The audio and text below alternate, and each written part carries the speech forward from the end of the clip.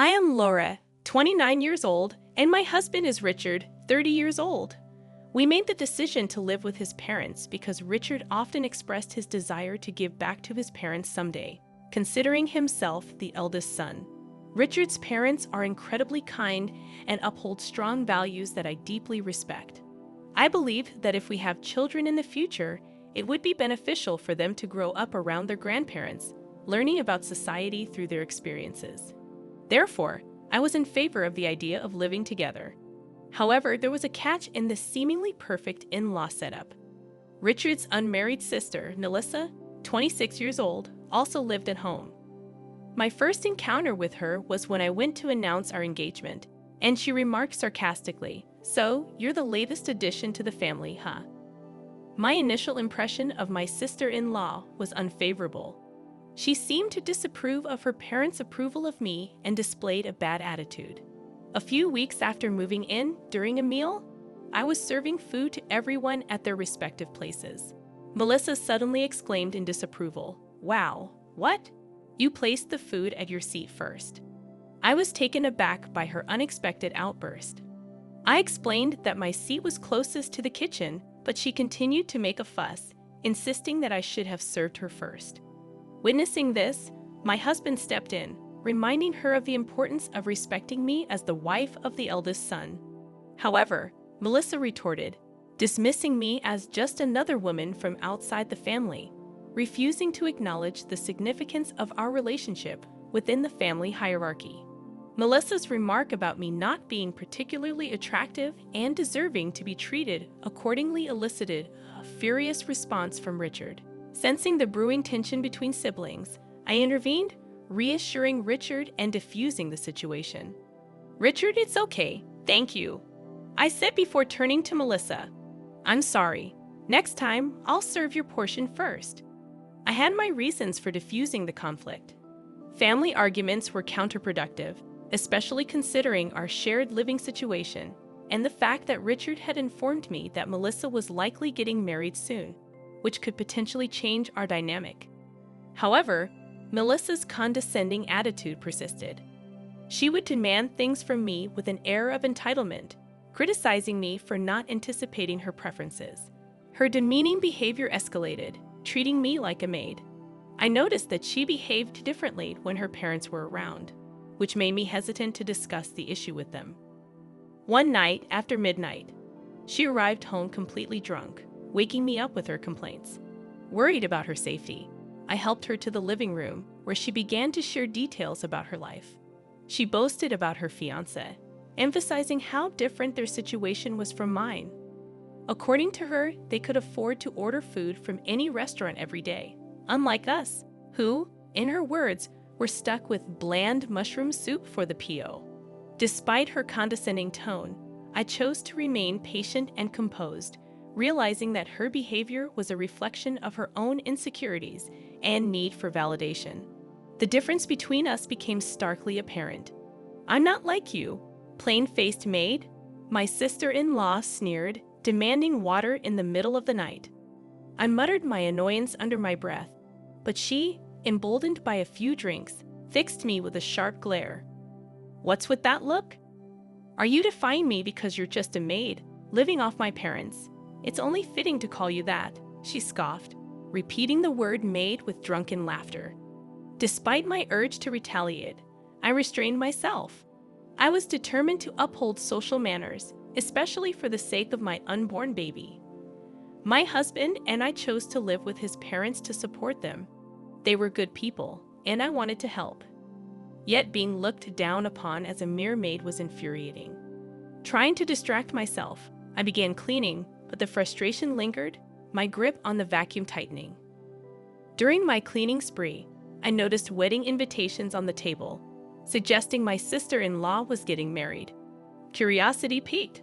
I examined the name on the invitation and realized I knew the guy. An idea struck me. Maybe I could put her arrogant attitude in its place. The day she brought her boyfriend home, I had just finished cleaning the balcony and garage. As I returned inside, she berated me for taking too long, oblivious to the fact that I was just 10 minutes past our agreed meeting time. I echoed her words, emphasizing maid, How many times do I have to tell you? You're basically the maid, she ranted. I smiled inwardly, confident that I could finally show her that being respectful to others, regardless of their status, was the true mark of class. I wouldn't have renewed your contract, I retorted, my words cutting through the air like a knife. Her face flushed with anger, her voice rising in volume. I calculated the perfect moment to strike. Anyone in the living room would surely hear her now. Maintaining an air of innocence, I went to serve the tea. And there he was, Michael. I called out to him just as Isis, my sister's fiancé, did. I had suspected our connection, and my hunch was right. He was her first love. Huh, Laura? Michael looked up in surprise. You haven't changed at all, still as funny as ever, I said, smiling at him. My sister-in-law stared at us, stunned, her head swiveling between the two of us as she tried to comprehend our acquaintance. Michael continued, more than acquaintances, she was my first love. My sister-in-law's face turned pale, and she almost collapsed into her chair. No way, you were engaged too. This woman, you were just a second-hand product. The word second-hand didn't escape my ears. People who belittle others often reveal their true colors. I seized the opportunity, repeating the word for emphasis. He mentioned maid in the kitchen earlier. My sister-in-law stammered, her escape route blocked. Oh, that was just a joke between us. You know how we joke around. She tried to dismiss it, but I wasn't letting her off the hook. Complaining about the table service order and calling me plain Jane, are those jokes too? Because if they are, they're in bad taste, I challenged, refusing to back down. Michael chimed in, objecting to being called second-hand like a thrift store item. The irony of her insults finally struck her, and her discomfort was evident. This was my chance to strike back at the sister-in-law who had made my life miserable. It felt like a miraculous opportunity, a gift from the heavens. Slowly, I approached her, applying gentle pressure. Shall we share some memories of being called second-hand and maid? I said, my tone dripping with irony. As I placed the tea on the table, Michael settled back into the couch, saying, "Thank you, Laura," signaling that the tables had turned in my favor. I first met Lori back in high school when I was part of the basketball team, and she was the captain of the girls' basketball team. During my slumps, she always encouraged me, emphasizing that recognizing the issue was the first step toward improvement. She had a way of offering positive words, even appreciating small details like the trajectory of my shots. Lori's wisdom stuck with me, especially her advice that life wasn't a tournament with definitive defeats, but rather a league where wins and losses alternated.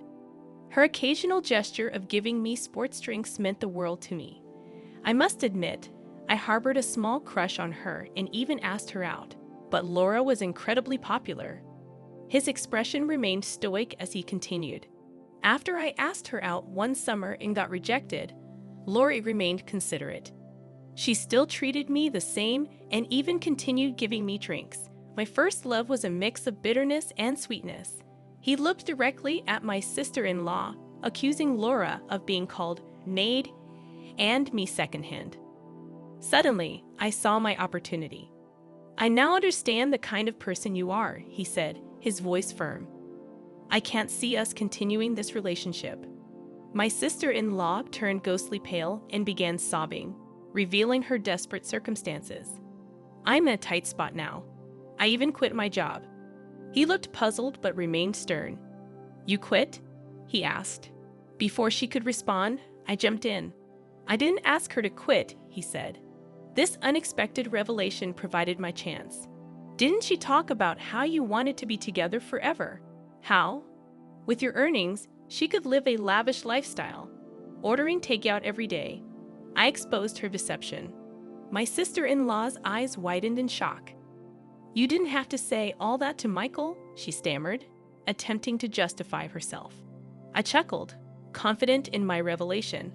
Of course, I had to say it. After all, I know Michael. It's like watching everything unfold in a reality TV show, except I heard everything in person. Michael buried his face in his hands, clearly overwhelmed by the situation. "I never told you to quit your job. I mean, I didn't say to continue either, he responded, leaving her to confront her own choices and deceptions. Michael shrugged, voicing his concerns. Did you decide to marry me because of my university and my job? Normally, you wouldn't think of marrying someone who calls you secondhand. It became apparent that Michael was leaning towards breaking off the engagement. My sister-in-law, desperate to avoid that outcome, started making feeble excuses that didn't hold water. Calling you secondhand can't be helped. It's a stain on your past, sure, but while we can't erase the past, we can create a future, he retorted sharply. I intervened, trying to reason with her. I told you I don't see it as a stain. In fact, I see it as a good memory, he added, his frustration mounting. But my sister-in-law's agitation seemed to cloud her judgment, and she began to blurt out nonsensical words.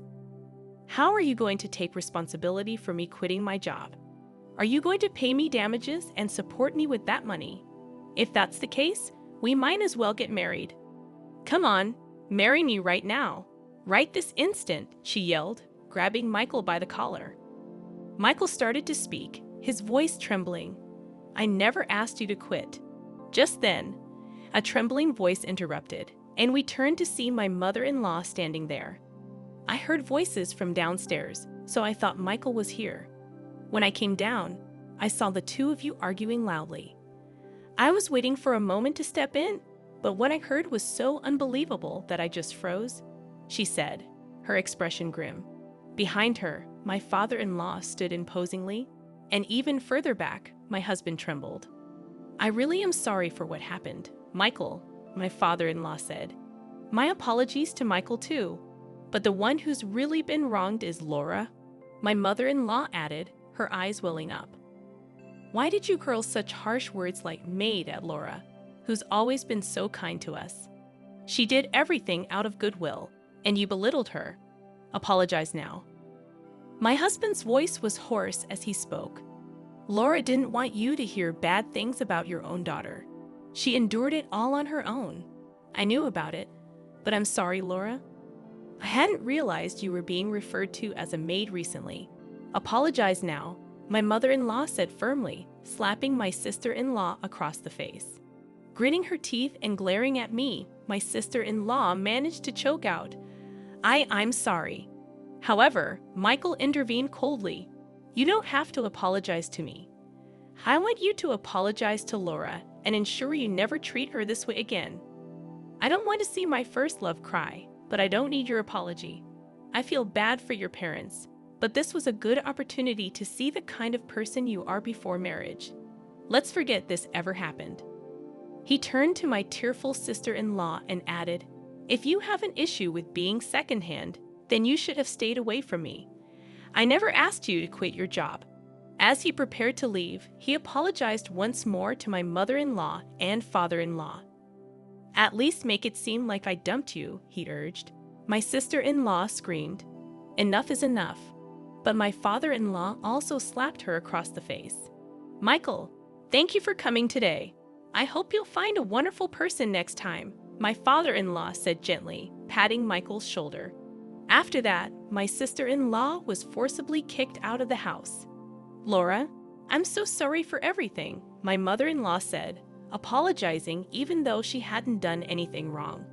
We truly appreciate everything you've done for us. I married into this family because I really like you and Father. I want to be with you always, forever, I said, holding Lionel's hand. My in-laws disowned my sister-in-law, vowing never to let her near me again.